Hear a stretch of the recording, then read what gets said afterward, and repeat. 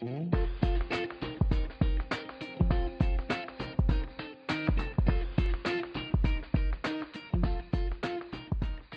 comme vous l'a dit Benjamin, on n'est pas aidé parce que les patients, effectivement, peuvent aussi, c'est connu, démontré par nos collègues suisses, hein,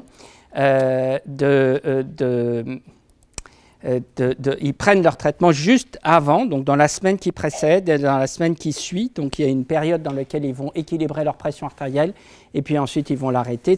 Donc l'observance autour de la visite, généralement, s'améliore et là, on est pris à défaut. Mais quand il n'y a rien du tout, il n'y a vraiment rien du tout. Alors qu'est-ce qu'on peut faire à partir du moment où on détecte une inobservance au traitement? À nouveau, je pense que ce qui est important, c'est de rouvrir le dialogue avec le patient. Alors, il faut quand même se poser des questions éthiques parce qu'il y a des choix. Hein. D'abord, il faut être sûr qu'on a fait le bon diagnostic de l'inobservance au traitement. On ne va pas tomber sur un patient alors qu'on n'est pas certain du diagnostic d'inobservance au traitement. Il faut aussi que le traitement qu'on a prescrit, il ait quand même une efficacité connue. Donc, si la personne ne prend pas de la poudre de perlimpinpin, ça n'a pas de très grande gravité. Il faut aussi tenir compte que est-ce que les méthodes qu'on va employer, elles vont vraiment l'aider pour une meilleure observance au traitement. Ensuite, il faut respecter le droit au refus du patient. Oui, on peut dire non à quelque chose. Le minimum de liberté qu'on a encore, c'est de dire non, je ne veux pas, mais que les patients doivent être conscients des conséquences de leur refus. Hein? Et il est bien sûr totalement dommageable et non éthique de faire peur aux malades et de leur faire une coercition en disant « Ah ben oui, vous allez mourir, il va vous arriver ci, il va vous arriver ça ». Bien sûr, ce sont des choses qu'il faut éviter. On est dans un dialogue avec nos patients. Et c'est une relation humaine qui doit s'installer et c'est une relation de confiance. Donc, est-ce que ça sert à quelque chose? Donc là, ce sont des collègues qui ont détecté l'inobservance avec une détection médicamenteuse dans les urines. Et vous voyez que lorsqu'ils ont rouvert le dialogue avec leurs malades, ils ont essayé de discuter. Alors, il faut savoir que dans 20 à 30% des cas, vous allez avoir, le patient va nier.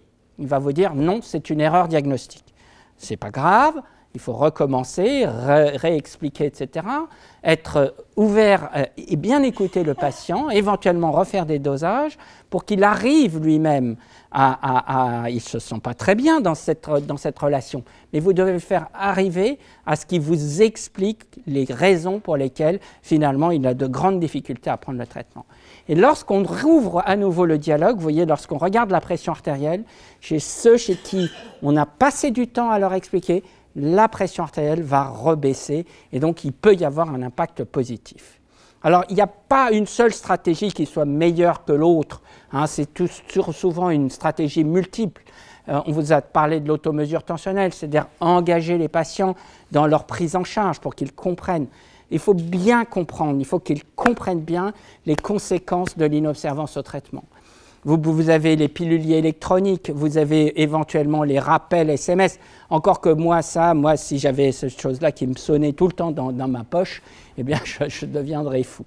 Néanmoins, je suis un vieux, les plus jeunes, je regarde ma fille qui doit prendre sa contraception orale, elle met son téléphone qui sonne, donc voilà, et donc elle va prendre, elle n'oublie pas sa contraception orale, et donc voilà, donc visiblement c'est plus intégré chez des plus jeunes qu'un gars comme moi. Donc, alors certains ont essayé, par exemple les anglo-saxons ont essayé de payer les patients pour qu'ils prennent leur traitement et qu'ils soient à l'objectif tensionnel. Ça n'a pas vraiment marché, ils ont plutôt pris l'argent et ça n'a pas eu un impact majeur. Donc l'éducation du patient, mais aussi votre éducation. C'est pour ça qu'on a voulu prendre ce temps nécessaire. Et il y a tout un aspect même de votre vocabulaire à changer. Le vocabulaire que nous utilisons, qui est un vocabulaire punitif, on montre du doigt. D'ailleurs, par rapport au mot anglais, on fait une ordonnance. Le mot ordonnance veut dire qu'on donne un ordre aux gens. Le mot anglais, c'est prescription. Ce n'est pas la même chose. Donc, dans notre comportement vis-à-vis et écouter nos patients et de leur maintenir l'autonomie de leur choix. Et c'est un élément très important et que nous ne sommes pas omnipotents, omniscients et des gens désagréables. Donc, c'est un élément très important prendre son temps dans un univers où on nous demande de faire que de la compétition et de rapporter des sous.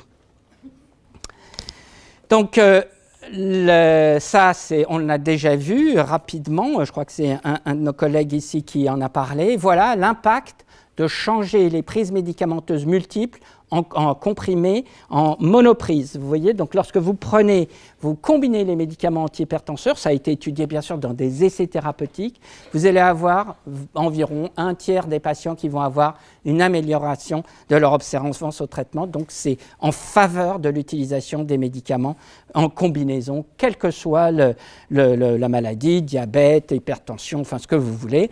Il faut utiliser des combinaisons médicamenteuses.